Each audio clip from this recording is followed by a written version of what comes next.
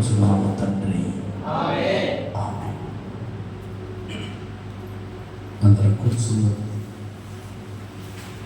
అందరం కూర్చున్నట్లయితే ఈ సమయంలో శ్రద్ధగా దేవుని వాక్యం విందాం. హల్లెలూయా, హల్లెలూయా. దేవుని సన్నిధిలో ఈ సమయంలో ఎన్నో వాక్యాలను వర్తమానం విన్నాం. ఈ దినమందు దేవుడు సన్నిధిలో కూర్చున్న మీ అందరికీ దేవుడికి స్తోత్రాలు. ఇప్పుడు వచ్చిన మీ అందరికీ హృదయపూర్వకమైన వందనాలు. అనుదినము మన పని చేసి మన ఆస్తులు పెంచుకుంటూ ఉన్నాం. అనారోగ్యం కలిగితే మంచి చక్కటి ఆరోగ్యం కలగడానికి, బాగుండడానికి ఎన్నో ప్రయత్నాలు చేస్తూ ఉన్నాం. అయితే నీ ఆత్మీయతలో కలిగిన వరములను పెంచుకోవడానికి ఏం చేస్తున్నాం? అన్నిట్లో లోకంలో అభివృద్ధి పొందాలని కోరుకుంటున్నాం, మంచిదే. కానీ ఆత్మీయతలో వర్ధిల్లాలని, దేవుని సన్నిధిలో ఎదగాలని కోరుకుంటున్నావా? కేవలం లోకంలోనే లోక వరములని నీవు కోరుకుంటున్నావా? ఆత్మీయ వరములు నీకు అవసరం లేదా? కొన్ని మాటలు దేవుని సన్నిధిలో వాక్యం విందాం. 27వ కీర్తన రాత్రి వేళ కొన్ని మాటలు పంచుకున్నాం. రాత్రి శుద్ధీకరణ కూడికకు వచ్చిన వారికి కొన్ని మాట్లాడుతాం. ఎందుకంటే దేవునికి అయిష్టంగా బ్రతికిన ఒక వ్యక్తి దేవునికి ఇష్టంగా ఎలాగ మారాడు? మారిన వ్యక్తి ఏం చేశాడు అని కొన్ని మాట్లాడుకున్నాం. 27:4 చదువుకుందాం. యెహోవా యొద్ద ఒక్క వరం అడిగి తిని దాన్ని నేను వెతుకుచున్నాను. యెహోవా ప్రసన్నతను చూచుటకును, ఆయన ఆలయంలో ధ్యానించుటకును నా జీవిత కాలమంతయు నేను యెహోవా మందిరంలో నివసింపగోరుచున్నాను. హల్లెలూయా.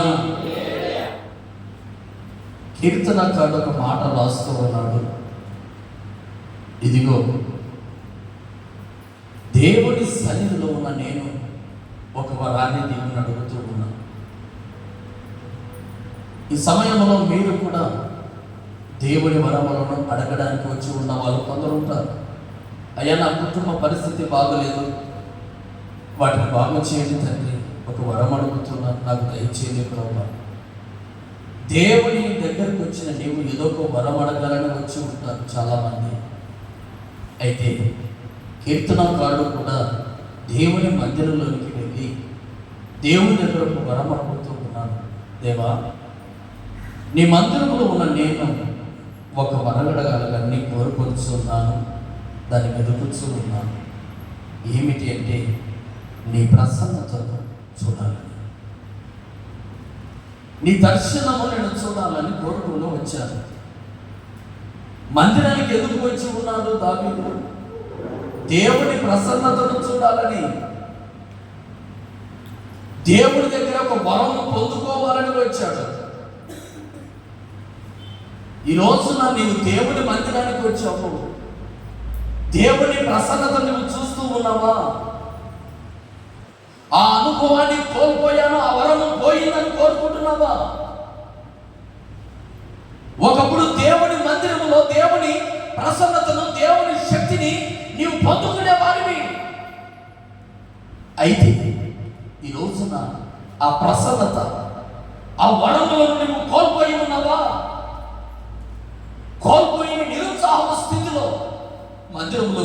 కూర్చున్నావా? ఒకప్పుడున్న భక్తి, ఒకప్పుడున్న ప్రార్థన జీవితం, ఒకప్పుడున్న పవిత్రమైన జీవితం, ఒకప్పుడు దేవుని సన్నిధిలో ఉన్న ఆ అనుభవం సర్వస్వం కోల్పోయి దేవుడిచ్చిన వరాలన్నీ కాలదనుకుని మందిరంలో ఊరికే కూర్చున్నావా? ఈ రోజున ప్రభు నిన్ను దర్శిస్తూ ఉన్నాడు. ఒక వరవాడు దేవుడు ఇవ్వడానికి సిద్ధంగా ఉన్నాడు. హల్లెలూయా. ఏ వరాన్ని కోల్పోయావు? ఏ శక్తిని కోల్పోయావు? ఎందుకు నీ ఆత్మీయ స్థితి దిగజారిపోయింది? ఒకప్పుడు దేవుని సన్నిధిలో ఒక వరము అడిగి పొందుకున్న నీవు ఎక్కడ పడిపోయావు? ఏ స్థితిలో నీవు నిలబడిపోయావు? ఈ ప్రభు బలాలు చేయవేస్తున్న దినమందు దేవుడు నిన్ను బలపరచాలని కోరుకుంటూ ఉన్నాడు. అందుకు నీవు దేవుని సన్నిధిలో కూర్చున్నావు. దావీదు వలె, కీర్తనకారుడు వలె, అయ్యా నీకు ఒక వరం అడుగుతూ ఉన్నాను, నాకు దయచేయండి ప్రభా. ఆ వరమును, నీ దివ్య దర్శనమును, నీ ప్రసన్నతను నేను చూడాలి. నీ ప్రసన్నత నేను చూచి నా జన్మ చరితార్థం చేసుకోవాలయ్యా. ఆ వరాన్ని ఒకప్పుడు నా జీవితంలో ఉండేది, ఇప్పుడు లేదు. కారణం కోల్పోయాడు. వరములన్నీ, ఆత్మీయ వరములని కోల్పోయాడు. రాత్రి వేళ మనం చదువుకున్న మాట, అయ్యా ఉపవాస ప్రార్థన చేస్తూ ఉండగా నా మోకాలు సడలిపోతూ ఉన్నాయి, నా దేహం చిక్కిపోతా ఉంది, అయ్యో నేను గడగడమని వరికిపోతూ ఉన్నాను, ప్రార్థనను ఎడతగా గడుపుతూ ఉన్నాను. ఎందుకు? దేవుని ప్రసన్నతను చూడడానికి, దేవుని ప్రసన్నతను చూడాలని ఎవరైతే కోరుకొని ఉంటారో వారు ఎక్కడ నివాసము చేస్తారంటే దేవుని మందిరంలో. దేవుని మందిరంలో వచ్చేది, దేవా నీ ప్రసన్నత నేను చూడాలి, నీ ప్రసన్నతను నేను చూడాలి, నీ దివ్య దర్శనాన్ని, నీ వెలుగును నేను చూడాలని కోరుకొని వచ్చాను. ఆ చూచే వరం నాకు దయచేవా, ఆ చూచే వరం నాకు దయచేవా. ఈ రోజున నీకు ఏ వరము కావాలని కోరుకొని వచ్చావో, మందిరములో ఏ వరమును కోల్పోయావో, ప్రారంభంలో ఉన్న ఆ వరాలు దేవుడు ఇవ్వాలని కోరుకుంటూ ఉన్నాడు. నీవు అడగగలిగితే ఈ 7వ మాసములో తిరిగి నీకు నీవడిగిన వరమును దేవుడు దయచేయాలని సిద్ధముగా ఉన్నాడు. ఆత్మీయంగా నిలబడగలిగిన ధైర్యం నీలో ఉంటే దావీదు వలె ఒక్క వరం అడుగుతున్నాను, ప్రభా నాకు దయచేయండి. ఒక వరం అడుగుతూ ఉన్నాడు, దయచేయండి. ఏ వరము దావీదు? దేవుని సన్నిధిలోకి వచ్చావు, దేవుని ఎదుట ఉన్నావు, ఏ వరం అడగాలని దేవుని సన్నిధిలో కూర్చున్నావు? ఏ వరము నీకు కావాలి? ఆ వరము నేను ప్రసాదించాలని కోరుకుంటున్నాను కదా. ఏ వరము కోల్పోయి ఇక్కడ కూర్చున్నావు? చూడు, ఏ వరాన్ని కోల్పోయావు అని అడిగితే నీ ప్రసన్నతను చూడాలని ఒకటి అడుగుతూ ఉన్నాడు. రెండవది, ఇదిగో నేను ధ్యానించాలి, ఎల్లప్పుడూ నా ధ్యానం, నా ప్రాణం నీవే, ఎల్లప్పుడూ నీ ధ్యానంలో ఉండాలి. ఆ వరము నాకు దయచేసి జీవితకాలం అంతయు నేను నీ మందిరములోనే నివసించాలని కోరుకుంటూ ఉన్నాను. అంటే మందిరంలో ఉండడం కాదు, పనికి వెళ్ళిన, ప్రయాణంలో ఉన్నా, ఇదిగో దేవుని సన్నిధిలో ఉన్నా, ఎప్పుడు నీ ధ్యాసనే కలిగి ఉండాలి. దేవుడు దేవుడని ఆ మంచి నేను రుచి చూచిన దేవుడిని ఎల్లప్పుడూ నేను నా మదిలో తలంచుకోవాలి. ఎల్లప్పుడూ నేను దేవుని ధ్యానంలోనే ఉండాలి. ఒక వ్యక్తి నేను అడిగాను, అమ్మా ఎలా ఉన్నావు అని అడిగితే, అయ్యా భర్త నేను కోల్పోయాను, కానీ నా భర్త నా మధ్యలోనే ఉన్నాడు. ఎక్కడికి వెళ్ళినా ఆ వ్యక్తి నేను మర్చిపోలేకపోతున్నాను. నా భర్త లేడన్న ఆ ధ్యాస నాకు లేదు, ఎల్లప్పుడూ నాతోనే ఉన్నాడని ఏడుచుకుంటూ చెప్తా ఉంది. కానీ నీ ప్రాణం ప్రియుడైన యేసు ప్రభు నీ మధ్యలో ఉన్నాడా? అందరూ నీ మధ్యలోనే ఉన్నారు, అన్ని నీ మనస్సులోనే ఉన్నాయి. ఎల్లప్పుడు నీ శ్రమ నీకు జ్ఞాపకం వస్తూ ఉంది, ఎల్లప్పుడు నీ బాధ నీకు జ్ఞాపకం వస్తూ ఉంది. కానీ ఆయన ప్రసన్నత నువ్వు చూస్తూ ఉన్నావా? ఈ రోజున ఉన్నావా?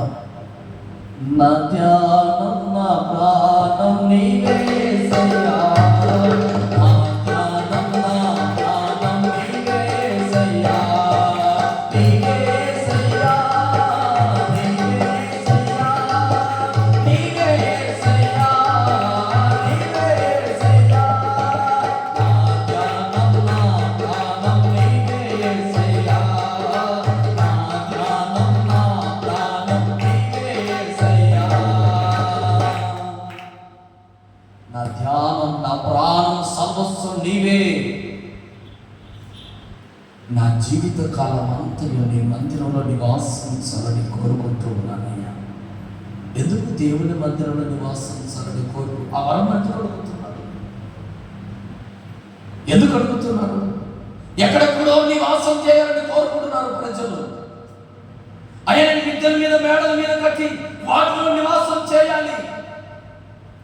ఇదిగో నేను భూఫలాలు కొని వాటి సమృద్ధి చేత నేను నివాసించాలి. ఇదిగో నేను సమృద్ధి అయిన చోట్ల నివసించాలని కోరుకుంటూ ఉన్నారు.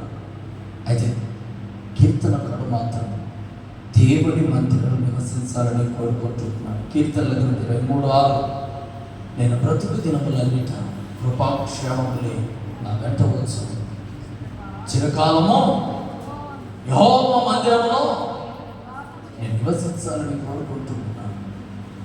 నేను దేవుని మందిరంలో ఉంటే దేవుని కృప, దేవుని క్షేమము ఎల్లప్పుడూ నా వెంట వస్తూ ఉంది.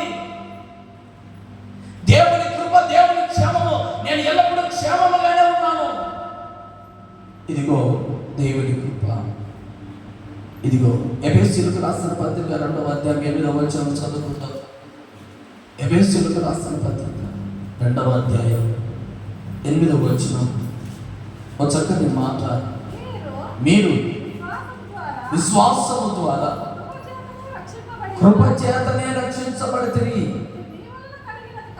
అది నీ వల్ల కలిగినది కాదు, దేవుని వరమే. ఇది దేవుని వరం. దేవుని కృప చేతనే రక్షింపబడుతున్నాను. అయ్యా, నేను దేవుని చేత రక్షించబడ్డాను. కృప నిన్ను ఏం చేస్తూ ఉందంటే రక్షణ నిన్నులోనికి నడిపిస్తా ఉంది. దేవుని కృప నిన్ను ఎక్కడెక్కడో తిరుగుతున్న నిన్ను దేవుని సన్నిధికి నడిపిస్తా ఉంది. కారణం దేవుని కృప నిన్ను వెంటాడుతా ఉంది. అందుకే దేవుని కృప నిన్ను ఏం చేస్తా ఉందంటే రక్షిస్తా ఉంది. రక్షించే దేవుని కృప దేవుని మందిరం నుంచి నీ వెంట వస్తూ ఉంది కదా. ఆపద రాకుండా రక్షిస్తా ఉంది. ఏ ఇబ్బంది రాకుండా దేవుని కృపని రక్షిస్తా ఉంది. ఆ దేవుడు కీర్తనకారుడు కృపాక్షేమములు ఎలాగో నా వెంట వస్తూ ఉన్నాయి. అందుకే కృప చేతనే రక్షించబడుతున్నాను. నా వల్ల అది దేవుని వరం. నువ్వు రక్షించబడ్డావు, దేవుని సన్నిధిలో రక్షించబడ్డావు అంటే అది దేవుని వరము. అలాంటి వరము నువ్వు ఆశీర్వాదకరముగా త్రుంచేసుకుంటున్నావు. నీ కాళ్ళ చేత, నీ చేతుల చేత దేవునికి ఆయాసంగా నడిచి, దేవునికి ఆయాసకరమైన విరోధమైన మార్గాలు నడిచి దేవుని కృప నువ్వు పోగొట్టుకుంటున్నావా? ప్రభు అంటున్నాడు, నీ వరమును నీవు అభివృద్ధి చేసుకో. హల్లెలూయా. నీకు ఇచ్చిన దేవుని వరమును నీవు అభివృద్ధి చేసుకోవాలి. ఆయన కృప చేతనే నీవు రక్షించబడుతున్నావు. నీ కృప చేతనే నన్ను బ్రతికింపుము యేసయ్యా. నీ కృప చేతనే నన్ను బ్రతికింపుము యేసయ్యా. ఇది నీవిచ్చిన జీవితం, నీ పాదాలకే అంకితం. ఇది నీవిచ్చిన జీవితం,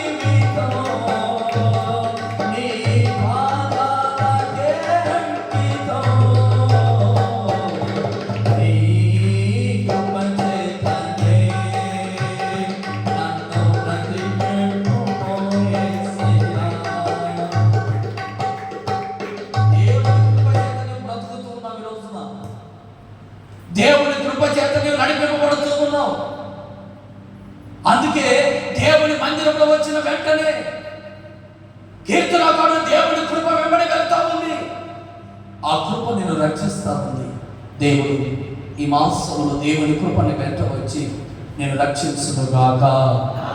ఆమేన్. ఈ మాసమంతా దేవుని కృపని వెంట వచ్చి ఆ కృప చేత నీవు నీ కుటుంబము రక్షించబడాలని దేవుడు కోరుకుంటూ ఉన్నాడు. అయితే దేవుని మందిరంలో నివసింపబడాలని కోరుతూ ఉన్నావా? లేదే. కీర్తనలు 45 కీర్తన 4వ వచనం, దేవుని మందిరంలో నువ్వు తృప్తి పడాలి. దేవుని కృప చేత దేవుని మాసంలో నడిపించబోతున్నాడు. అలాగే కీర్తనకారుడు 45 కీర్తన 4వ వచనం, నీ ఆవరణములలో నివసించినట్లు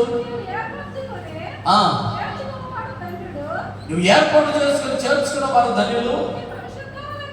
నీ పరిశుద్ధాలయము చేత నీ మందిరములోని మేలు చేత మేము తృప్తి పొందాము. హల్లెలూయా.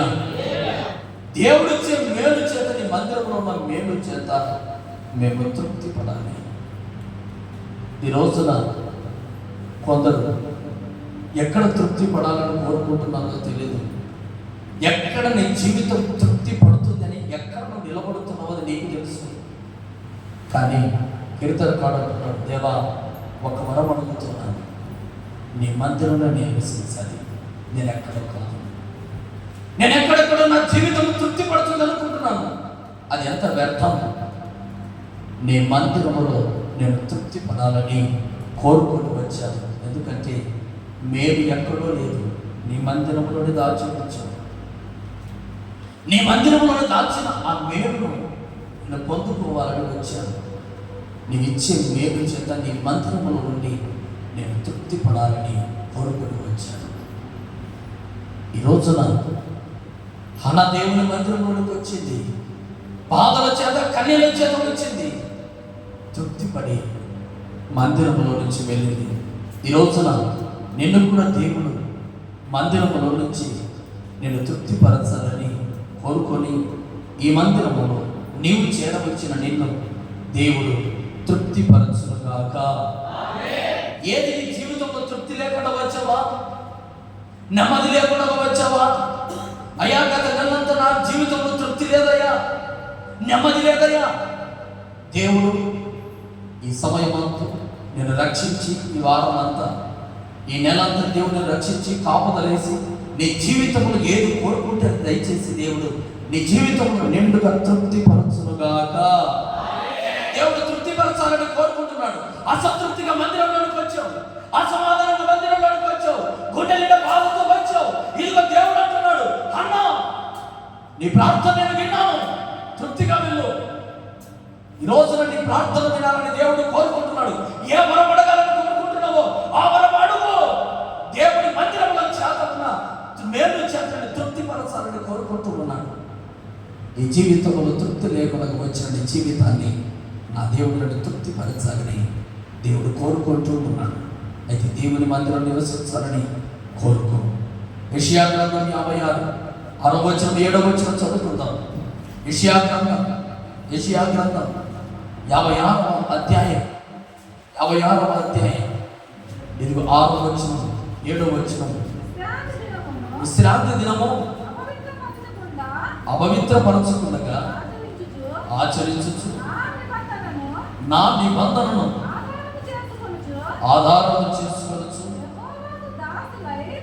యెహోవాకు దాసులై యెహోవా నామమును ప్రేమించుచు ఆయనకు పరిచర్య చేయవలనని ఆయన పక్షమున చేరు అన్యులను నా పరిశుద్ధ పర్వతమునకు నేనే తోలుకొని వస్తాను. హల్లెలూయా. నా దేవుని మందిరమునకు ఎక్కడ ఉన్నా పరిచర్య చేయవలనని ఆయన పక్షమున చేరు అన్యులను. దేవుని పక్షాన ఎందరైతే ఉన్నారో ఆ వారందరినీ దేవుడే తోలుకొని వస్తూ ఉన్నాడు. ఇదిగో నా పరిశుద్ధ పర్వతములకు నేను వారిని తోలుకొని వచ్చుతున్నాను. దేవుడు నేను తోలుకొని వస్తూ ఉన్నాను, నీవు కాదు దేవుని మందిరానికి వస్తూ ఉన్నది, నడిపిస్తా ఉన్నది నీవు కాదు. ఈ మందిరంలో నివసించుతున్న నీవు ధన్యకరమైన జీవితమును జీవించాలని, ఆయన కృప చేత నీ కుటుంబాన్ని నిన్ను రక్షించాలని, నిన్ను నీ కలిగిన యావత్తును దేవుడు రక్షించుకోవాలని, నీ జీవితంలో తృప్తి లేదు కనుక ఆ తృప్తిని దేవుడు కలగజేయాలని దేవుడు నిన్ను మందిరానికి నడిపిస్తూ ఉన్నాడు. ఎందుకు? ఆయన ప్రసన్నతను నువ్వు చూడాలని. చూస్తున్న నీకు ఇది అదే అధ్యాయం 7వ వచనంలో అంటున్నాడు దేవుడు, నా ప్రార్థన మందిరములో వారిని ఆనందింపజేస్తుంది. దేవుని జీవితంలో ఆనందము కలగజేయాలి, ఆనందము కలగజేయాలని దేవుడు నడిపిస్తూ ఉన్నాడు మందిరానికి. తృప్తి లేదు, ఆనందం లేదు, నెమ్మది లేదు, సుఖం లేదు, శాంతి లేదు. నీ జీవితంలో ఎక్కడ దొరకని ఆనందాన్ని దేవుడు కలగజేయాలని ఆయన పరిశుద్ధ పర్వతానికి నిన్ను దేవుడు తోలుకొని వస్తూ ఉన్నాడు. అలా తోలుకొని వస్తూ ఉంటే నీవు దేవుని ఏమడుగుతున్నావు? వచ్చిన ప్రార్థన. దేవుని ఏ ఒక్కవరం అడుగుతున్నావు? ప్రభా, ఇన్ని మేలులు చేస్తున్న నీవు నేను ఎలా ఉండాలని కోరుకుంటున్నాను. ఎవరు అడిగారని కోరుకొని వచ్చావు? కీర్తన 52:8, నేనైతే దేవుని మందిరంలో పచ్చని ఒలీవ చెట్టు ఉండాలని కోరుకుంటున్నాను. కీర్తనకారుడు అంటున్నాడు, కీర్తనకారుడు 52:8, నేనైతే దేవుని మందిరంలో పచ్చని ఒలీవ చెట్టు వలె నేను ఉన్నాను. ఎప్పుడు నా జీవితంలో ఆనందం ఉంది, సంతృప్తి ఉంది. మందిరంలోకి వెళ్ళిన సమయం నుంచి నా జీవితంలో ఆనందం ఉంది, మేలు పొందుకుంటూ ఉన్నాను, తృప్తి కలిగి ఉన్నాను. నేను ఎలా ఉన్నాను? దేవుని మందిరంలో ఎల్లప్పుడూ పచ్చని ఒలీవ చెట్టు వలె ఉన్నాను. ఎందుకు? నన్ను పోషించేది నా దేవుడు. హల్లెలూయా. నన్ను కాపాడేది నా దేవుడు, నన్ను ఎదిగించేది దేవుడు, నన్ను వృద్ధిలోకి నడిపించేది దేవుడు. అటువంటి దేవుని ఆలయంలో నేను ఎప్పుడు ఎలా ఉన్నాను? పచ్చదనంతోనే ఉన్నాను, ఎండిపోలేదు. నా జీవితంలో దుఃఖం లేదు, నా జీవితంలో బలహీనతలు లేవు, ఎప్పుడు పచ్చగానే ఉన్నాను అంటున్నాను. ఓ ప్రశ్నకి వేయాలని కోరుకుంటున్నాను. నీ జీవితంలో పచ్చవుతున్నావా? ఎండిపోయి ఇక్కడికి వచ్చేవా? నిన్ను పోషించే దేవుడు ఒక మాట మాట్లాడుతూ ఉన్నాడు. ఆనందంగా వచ్చావా? ఏడుస్తూ వచ్చావా? దేవుని మందిరంలోకి తృప్తిగా వచ్చావా? అసంతృప్తిగా వచ్చావా? దేవుని మందిరంలోకి ఇదిగో క్షేమంగా వచ్చావా? దిగాలుగా వచ్చావా? ఎలా వచ్చావు? ఎలా వచ్చావా? దేవుని మందిరంలో నిన్ను తృప్తిపరచాలని, దేవుని మందిరంలో కృప చూపాలని, రక్షించాలని నిన్ను తన పరిశుద్ధ పర్వతంలోకి నడిపించుకుంటూ ఉన్నాడు. దేనికో తెలుసా? నిన్ను ఆనందింపచేయడానికి. ఏమంటా?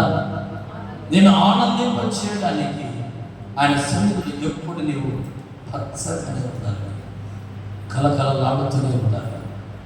చాలామంది దేవుని మందిరంలో పచ్చదనంగా ఉన్నారు, దిగాలుగా ఏడుస్తూ, అయ్యో నా బాధలు ఎప్పుడు వెళ్ళేదని ఎప్పుడు కన్నీరు కాల్చుకుంటూనే ఉన్నారు. ఈ కీర్తనకారుడు, నేనైతే దేవుని మందిరంలో ఇదిగో ఒలీవ చెట్టు అని నేనున్నాను. ఒలీవ చెట్టుకు నా గుణమేమిటో తెలుసా? నోవాహు దినములలో సమస్తము నశించిపోయాయి. ఆ జల ప్రవాహములు అన్నీ సమస్తము నాశనం అయిపోయాయి. కానీ నోవాహు ఓడలో నుంచి పావురాన్ని ఎక్కిస్తే ఒక చిన్న ఒలీవ చెట్టును ముక్కును పెట్టుకొని వచ్చింది. అంటే అన్నీ నశించిపోయిన చెట్లు ఒలీవ చెట్లుగానే మాత్రం సజీవంగా, నేను అందరూ నాశనం అయిపోయారని అందరూ నన్ను అనుకున్నారు. అన్ని చెట్లు నశించిపోయినట్లుగా ఒలీవ చెట్టు కూడా నాశనమైంది అనుకున్నారు. కానీ ఒలీవ చెట్టు శ్రమలలోనే, నీళ్ళ ప్రవాహంలోనే చిగురించుకుంటా ఉంది. నీ జీవితంలో నీ కథ అయిపోయింది అనుకున్నారు అందరూ. హల్లెలూయా. నీ జీవితంలోకి లేదు, ఈ కుటుంబం అంతా నాశనమే.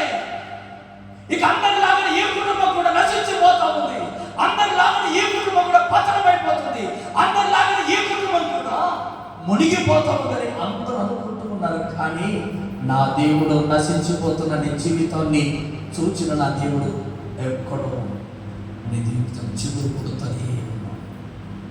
ఒలీవ చెట్టు చిగురించినట్లుగా అందరూ నాశనమైపోయినా నీవు చిగురిస్తూనే ఉన్నావు. ఆ చిగురులందరూ చూడాలి. అందుకే నేనైతే దేవుని మందిరంలో ఎల్లప్పుడూ పచ్చగానే చిగురిస్తూనే ఉన్నాను. ఏనాడు ఎండిపోలేదు. ఎందుకో తెలుసా? ఆయన ప్రసన్నత నా మీద ఉంది. ఒక వరం అడుగుతున్నాను ప్రభు, నీ ప్రసన్నత నా మీద వచ్చు. నన్ను పోషించే దేవుడు, నన్ను నడిపించే దేవుడు యేసు ప్రభువు వారై ఉండగా నేనెందుకు ఎండిపోతాను? నేనెందుకు కృంగిపోతాను? నేనెందుకు ఏడుస్తాను? నేనెందుకు నశించిపోతాను? నేనెప్పుడు నశించిపోను. నేనెప్పుడు చిగురిస్తూనే ఉంటాను.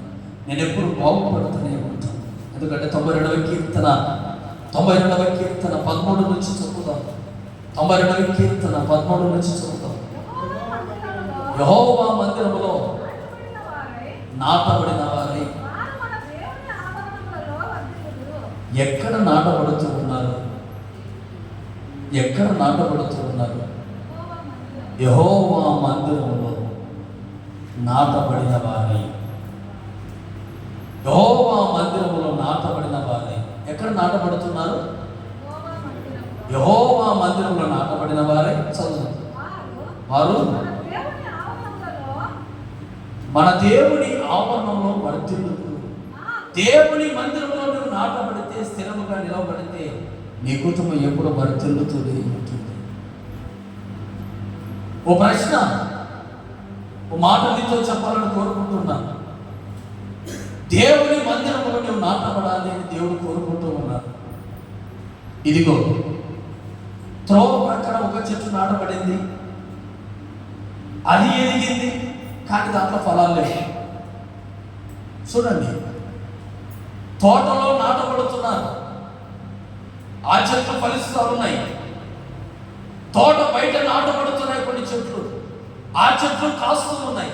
వాటికి వీటికి తేడా హల్లెలూయా ఉన్నాయా లేదా? తోటలో నాటబడిన చెట్టుకు తోట యజమాని కావలసినవన్నీ సమకూర్చి దానికి ఏ ఆటంకము లేకుండా ఆ చెట్టుకు కావలసిన పోషణ బలమును దేవుడు దయచేస్తూ ఉన్నాడు. కానీ కొన్ని చెట్లు త్రోవ ప్రక్కన నాటబడ్డాయి, అవి పెరుగుతూ ఉన్నాయి, కానీ వాటిలో ఫలములు లేవు. కొన్ని తోటలో ఉన్నాయి, కాస్తూ ఉన్నాయి, కానీ తోటమాలికి ప్రయోజనకరంగా కొన్ని లేవు, కొలిపి పాడైపోయాయి. ఈ రోజున ఎక్కడ నువ్వు నాటబడుతూ ఉన్నావు? దేవుని మందిరంలో నాటబడుతూ ఉంటే నీ జీవితం వర్ధిల్లాలి, నీ జీవితం మేలు పొందుకొని ఉండాలి. దేవుని మందిరంలో నాటుతున్న నీవు పచ్చగా ఉన్నావా? దేవుని మందిరంలో నాటబడుతున్న నీవు మేలు పొందుకుంటూ ఉన్నావా? దేవుని మందిరంలో ఉన్న నీవు నీ జీవితంలో తృప్తి కలిగి ఉందా? కొంతమంది దేవుని మందిరానికి వస్తున్నారు, కానీ వారి జీవితంలో తృప్తి లేదు, వారి జీవితంలో మేలు లేదు, వారి జీవితంలో క్షేమం లేదు, వారి జీవితంలో ఆనందం లేదు. ఎప్పుడు కన్నీళ్ళు, ఎప్పుడు రోదన, ఎప్పుడు వేదన, ఎప్పుడు నిరుత్సాహం.